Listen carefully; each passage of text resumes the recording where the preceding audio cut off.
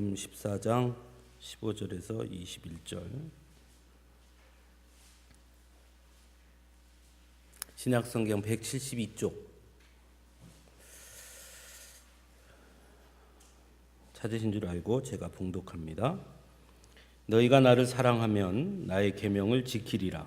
내가 아버지께 구하겠으니 그가 또 다른 보혜사를 너희에게 주사 영원토록 너희와 함께 있게 하리니 그는 진리의 영이라. 세상은 능히 그를 받지 못하나니 이는 그를 보지도 못하고 알지도 못함이라. 그러나 너희는 그를 아나니 그는 너희와 함께 거하시며 또 너희 속에 계시겠음이라. 내가 너희를 고아와 같이 버려두지 아니하고 너희에게로 오리라. 조금 있으면 세상은 다시 나를 보지 못할 것이로되 너희는 나를 보리니 이는 내가 살아있고 너희도 살아겠음이라. 그날에는 내가 아버지 안에 너희가 내 안에 내가 너희 안에 있는 것을 너희가 알리라. 나의 계명을 지키는 자라야 나를 사랑하는 자니 나를 사랑하는 자는 내 아버지께 사랑을 받을 것이요 나도 그를 사랑하여 그에게 나를 나타내리라. 아멘.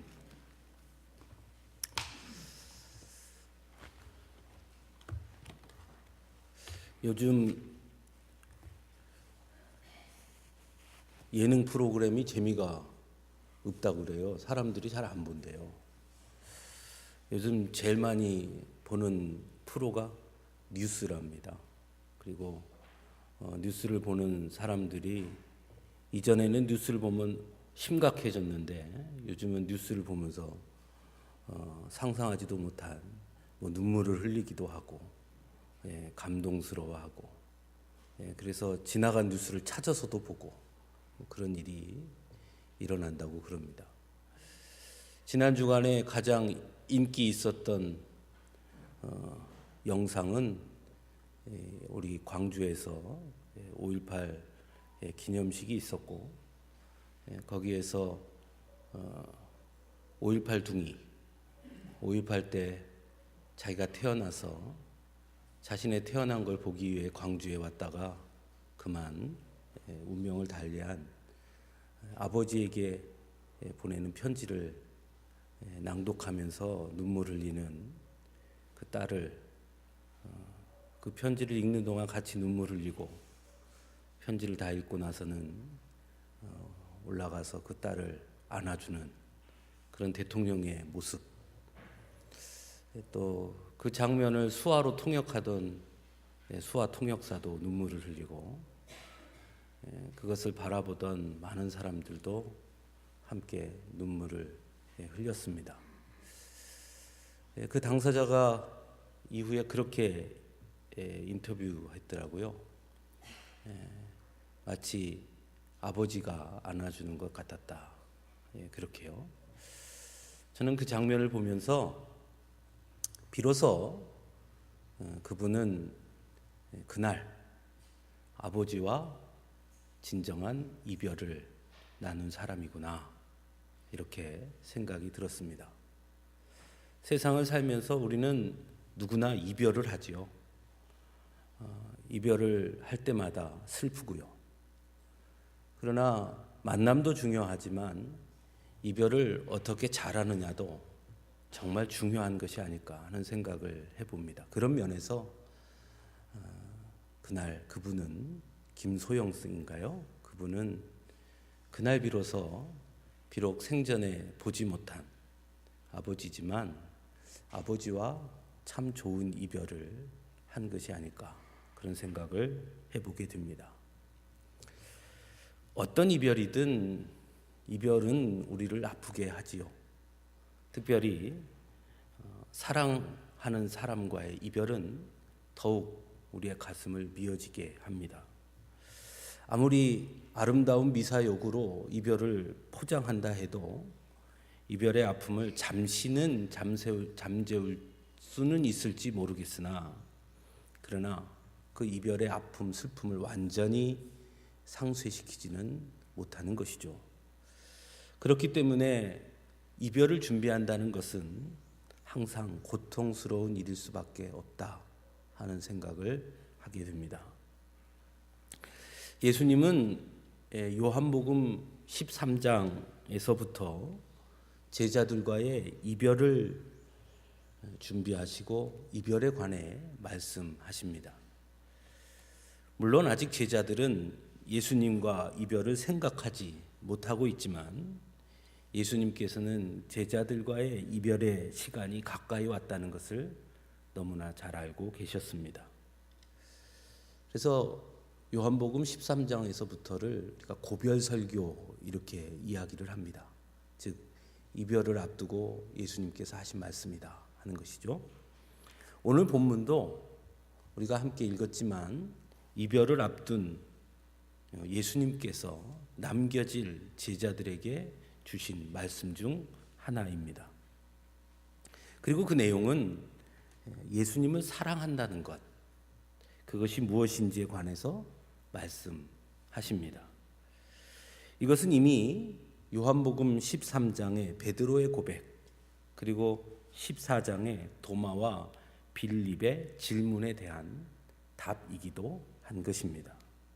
우리가 잘 아는 대로 베드로는 주를 위하여 내 목숨을 버리겠습니다 라는 고백을 합니다. 아마도 이 베드로의 이 고백은 베드로의 진심이었을 것입니다. 그냥 미사여구나 그저 입으로 하는 말은 아니었을 거예요. 그 말을 했을 때는 진정으로 베드로는 그렇게 생각했을 것이고 그만큼 예수님을 사랑했을 것입니다. 예수님은 그런 베드로의 고백 뒤에 제자들과의 이별이 그들의 거처를 예비하기 위한 것임을 말씀해 주십니다. 그런 예수님의 말씀을 들은 도마가 우리가 어찌 그 길을 알겠습니까? 하고 되묻습니다. 예수님께서 거처를 준비하러 가시는 그 길을 우리가 어떻게 알겠습니까? 도마의 질문 역시 주님을 사랑하기 때문에 주님이 가신 그 길을 가겠다는 결단이 있었기 때문에 한 질문이었습니다. 그런데 다만 그 길을 잘 알지 못하니 주님이 가신 그 길을 가지 못할까 봐 그래서 걱정스러우니 그 길을 우리에게 가르쳐 주십시오. 이렇게 질문한 것이죠. 예수님은 그런 도마에게 내가 곧 길이요 진리요 생명이니 나로 말미암지 않고는 아버지께로 올 자가 없다 말씀하심으로써 진정 예수님을 사랑한다면 그 길을 알 수 있게 될 것이고 또 그 길을 너희가 가게 될 것이다 라고 말씀하십니다. 그러자 이번에는 빌립이 질문하지요. 주님 그러지 말고 그 길을 우리에게 직접 보여주십시오. 그러면 족하겠습니다. 빌립 역시 이 질문에는 예수님이 가시는 그 길에 본인도 함께 가고 싶다는 분명한 의지를 표현하고 있는 것이죠. 즉 도마도 베드로도 빌립도 모두 다 주님을 사랑하고 그래서 주님이 가신 그 길이 어떤 길이든 꼭 그 길에 동참하고 싶다는 의지를 표현하고 있는 것이라 할 수 있습니다. 이처럼 최후의 만찬 이후 이별을 준비하는 예수님 앞에서 비록 이별이 다가오는 것을 잘 알지 못했지만 제자들은 예수님에 대한 분명한 사랑을 표현하고 있습니다. 예수님은 또한 그런 제자들의 마음을 그들의 고백과 그들이 한 질문을 통해 이미 아시고 계셨습니다. 그래서 이야기의 방향을 바꾸십니다. 즉 그들의 사랑이 그들이 말하는 예수님을 향한 그 사랑이 단순한 말이나 감정이 아닌 진정한 사랑이 되어야 한다 하는 것이죠. 그리고 그 사랑이 과연 어떤 사랑인가 그것에 관해서 오늘 본문을 통해 말씀하고 계십니다. 그리고 오늘 본문 15절에서 예수님은 그렇게 너희가 나를 사랑한다면 나의 계명을 지키리라 라고 말씀합니다. 언뜻 이 말씀을 잘못 이해하면 계명을 지키는 것이 예수님을 사랑하는 조건인 것처럼 보이기도 합니다. 하지만 이 말씀은 오히려 그 반대의 말씀입니다. 예수님을 사랑한다면 계명을 지키게 된다는 것입니다. 즉 계명을 지키는 것이 예수님을 사랑하는 조건이 아니라 예수님을 사랑하는 결과로 계명을 지키게 된다라고 말씀하고 있는 것이죠. 또한 이 말씀에서 중요한 것은 이 말씀이 명령형으로 되어 있다는 것입니다.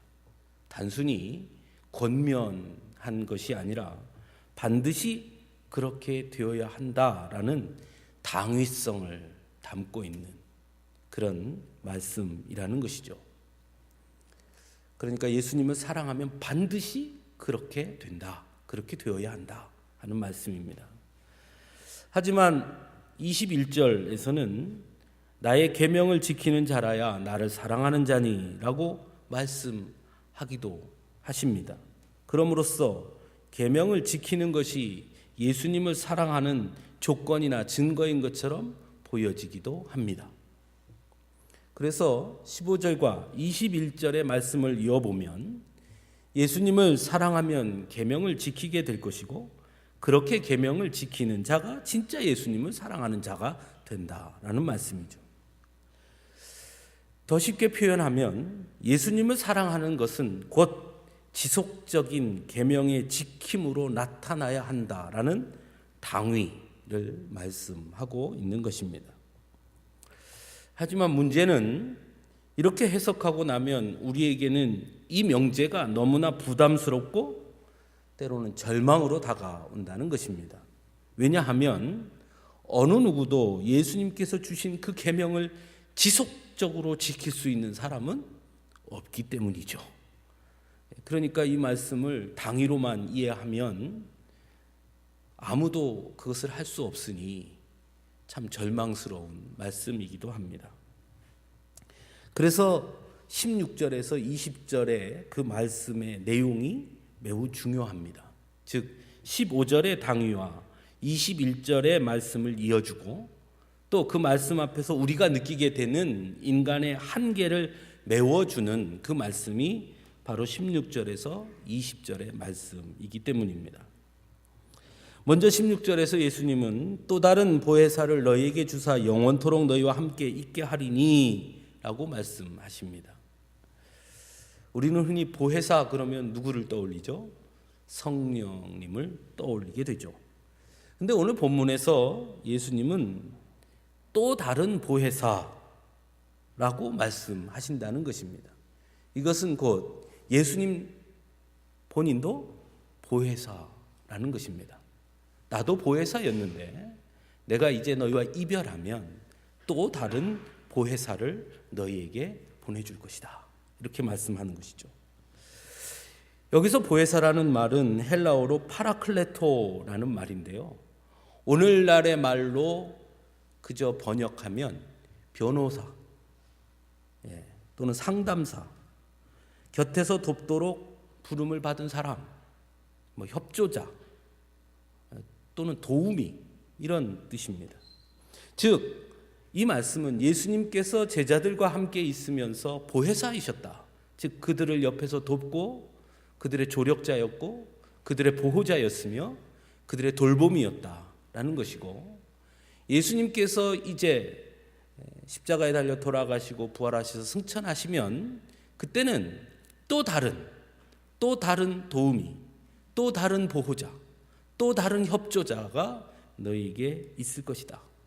그 보호자는, 그 도우미는 영원토록 함께 있을 것이다. 그것을 말씀하고 있는 것입니다. 이 말씀은 예수님을 사랑한다는 것의 시작점이 우리에게 있는 것이 아니라 바로 예수님께 있음을 말씀하는 것입니다. 즉 보혜사이신 예수님께서 우리와 함께 계심으로 인해, 보혜사이신 예수님께서 먼저 우리를 사랑해 주심으로 인해 우리가 주님을 사랑한다 말할 수 있게 되었다라는 것이죠. 그러므로 그 사랑의 지속 역시 우리의 힘이 아닌 또 다른 보혜사를 통해 이루어 주실 것임을 말씀하고 있는 것입니다. 그러므로 우리 스스로는 예수님을 지속적으로 사랑할 수 없음으로 인한 부담, 그 절망을 갖게 되지만 또 다른 보혜사가 오심으로 그 부담과 절망을 우리로부터 걷어내 주게 된다는 것입니다. 따라서 우리가 주님을 지속적으로 사랑함으로 계명을 지키게 된다는 것은 곧 우리와 함께 하시는 보혜사를 우리가 의지함으로만 가능해지는 것으로서 결국 주님을 사랑하는 것, 그래서 계명을 지키게 된다는 당위와 지속성의 그 근거와 그 힘은 곧 보혜사를 의지하는 것. 첫 번째 보혜사였던 예수님과 또 다른 보혜사로 오시는 성령님을 의지하는 것, 그것이 곧 주님을 지속적으로 사랑할 수 있게 되는 방법이다라는 것을 말씀하고 있습니다. 또한 오늘 본문에서 예수님께서 또 다른 보혜사라고 말씀하신 것은 곧 예수님과의 이별이 완전한 이별이 될 수 없다는 것을 의미하기도 하는 것이죠. 그런 면에서 예수님은 제자들에게 이별을 말씀하는 것처럼 보여지지만 실상은 결국은 영원히 그들과 함께 하실 것이라는 약속의 말씀을 하고 계신 것이라 할 수 있습니다. 즉 예수님의 떠나심이 단절이 아니라 또 다른 보혜사 성령님의 오심으로 인해 예수님과 우리의 관계를 지속적으로 가능하도록 하신다라는 것입니다. 그래서 19절에 예수님께서는 조금 있으면 세상은 다시 나를 보지 못할 것이로되 너희는 나를 보리니 이는 내가 살아있고 너희도 살아있겠음이라 라고 말씀하십니다. 즉 세상의 관점으로 보면 예수님과 이별을 말하는 것이 되고 그래서 예수님을 볼 수 없으나 그러나 또 다른 보혜사 성령님을 통해 우리는 지속적으로 영원토록 예수님과 관계를 맺게 될 것이고 그 보혜사를 통해 예수님을 언제나 보게 될 것이다 라고 말씀하고 있는 것이죠. 그리고 결국 20절 말씀처럼 보혜사 성령님을 통해 우리가 예수님 안에 예수님이 우리 안에 있음을 날마다 경험하게 되고 알게 된다는 것입니다. 그렇다고 그러면 계명을 지키는 것을 소홀히 해도 되는 것일까요? 그렇지 않죠. 계명을 지키는 건 역시 소홀히 여겨져서는 안 됩니다. 요한복음 13장 34절에서 35절 말씀에는 예수님께서 우리에게 주신 계명을 말씀하고 있는데요. 새 계명을 너희에게 주노니 서로 사랑하라. 내가 너희를 사랑한 것 같이 너희도 서로 사랑하라. 너희가 서로 사랑하면 이로써 모든 사람이 너희가 내 제자인 줄 알리라 말씀하십니다. 즉 계명을 지킨다는 것이 의미하는 것은 곧 우리를 사랑하신 예수님의 사랑이 우리 안에 이루어지는 것이고 그로 말미암아 모든 사람들에게 우리가 예수님의 제자임을 드러내는 일이다 라고 말씀하고 있습니다. 특별히 이 말씀에서 주목할 것은 너희는 가리키는 것은 곧 제자들을 의미하는 것이고 모든 사람이 가리키는 것은 말 그대로 이 땅의 모든 사람을 의미하는 말로서 예수님의 계명을 지킨다는 것의 일차적인 행위가 예수님의 제자들 사이에서의 사랑의 실천이고 그리고 그 사랑이 세상 모든 사람들에게 나타나야 한다라고 말씀하고 있다는 것이죠. 그리고 제자들 사이에서의 그 사랑의 실천이란 다른 것이 아니라 예수님께서 우리를 사랑하신 방식의 그 사랑이 되어야 함 또한 말씀하고 있습니다. 예수님께서 우리를 사랑하신 방식의 사랑이란 사랑받기에 사랑하는 것이 아니라 사랑해야 하기에 사랑하는 것이죠. 제자들이 예수님을 사랑해서 예수님이 제자들을 사랑한 것이 아니라 제자들을 사랑하는 것이 하나님의 뜻이기에 끝없이 사랑하시는 그 사랑 말입니다. 예수님께서 우리를 사랑하신 것은 우리가 예수님을 사랑하기 때문에 또한 우리를 사랑하신 것이 아니라 사랑해야 하기 때문에 우리를 사랑하신 그 사랑, 그것이 예수님의 사랑이라는 것이죠. 그러므로 예수님을 사랑한다는 것은 곧 1차적으로 예수님께서 허락하신 공동체 안에서의 사랑의 행위로 나타나야 한다는 것입니다. 우리가 사랑 이야기를 참 많이 하는데요. 그 사랑을 매번 너무 넓고 너무 광범위하게만 여겨서 어떻게 보면 가장 가까이 가장 옆에 있는 사람을 사랑하는 것에 소홀히 할 때가 많이 있다는 것이죠. 그런데 예수님께서 주신 계명의 첫 번째 1차는 너희가 서로, 너희는 곧 예수님의 제자들이죠. 너희가 서로 먼저 사랑하는 것, 그리고 그 사랑이 확대되는 것, 그것이다 라고 말씀하고 있습니다. 그런 면에서 예수님을 사랑하는 것은 결코 관념의 용어도 아니고 이상을 말하는 것 또한 아닙니다. 단순한 감정도 아니고 혼자만의 독백이 될 수도 없는 것입니다. 오히려 예수님을 사랑한다는 것은 우리 공동체 안에 있는 구성원들에 대한 끝없는 사랑의 행위와 실천으로 나타나야 하는 것이죠. 그 전제는 그러나 우리의 힘이나 노력만으로 안 되는 것이고 보혜사 성령님을 의지함으로 하는 것이다 라고 말씀하는 것입니다. 여러분, 테레사 수녀를 잘 아시죠? 테레사 수녀가 21살에 인디아 캘커타에 선교사로 가게 됩니다. 처음부터 가면서부터 그가 가난한 고아들을 돌보겠다고 생각한 것은 아니었습니다. 처음에는 학교에서 가르치는 선생님으로 그곳에 가게 됩니다. 그런데 가서 보니 현지에 버려진 고아들이 너무 많은 것을 보게 되었고 그들이 처한 현실을 보면서 딱하게 여겨서 결국은 그들을 자신의 집으로 하나씩 데리고 오게 되고 그래서 그들과 함께 살게 됩니다. 그리고 이렇게 시작된 것은 이 운동이 결국에는 유명한 구호단체로 성장하게 되어서 전 세계에 알려지게 되고 전 세계가 주목하는 사람이 된 것이죠. 어느 기자가 테레사 수녀에게 이렇게 묻습니다. 당신은 어떻게 그들을 사랑할 수 있었습니까? 이렇게 질문을 합니다. 그러자 테레사 수녀가 이렇게 대답합니다. 내가 그들을 사랑할 수 있었던 것은 나에게 사랑이 있어서가 아닙니다. 나의 사랑으로 사랑했다면 벌써 지치고 쓰러졌을 것입니다. 나는 내 힘으로는 절대로 사랑할 수 없는 존재입니다. 그러나 그 사랑이 필요한 곳에 함께 있을 때 나는 놀라운 사실을 발견했습니다. 주님의 사랑이 이미 그곳에 흐르고 있었다는 사실을 깨닫게 된 것입니다. 그 사랑은 절대로 내 안에서 나온 사랑이 아니었습니다. 주님이 시작하셨고 주님이 만들어가는 주님 자신의 사랑이었습니다. 나는 그저 그 사랑 안에 거했을 뿐이었는데 놀랍게도 그 사랑은 저를 통해 이 모든 고아들을 사랑할 수 있게 했습니다. 이렇게 대답했습니다. 즉 테레사 수녀는 자신의 공동체 안에 있는 어린이들에게 그가 사랑한 것이 아니라 그들과 함께 사랑을 나누었을 뿐이었고 그러자 그 안에 더 큰 사랑이 샘솟게 되었다는 것입니다. 그리고 그 사랑은 주님의 사랑이었다는 것이죠.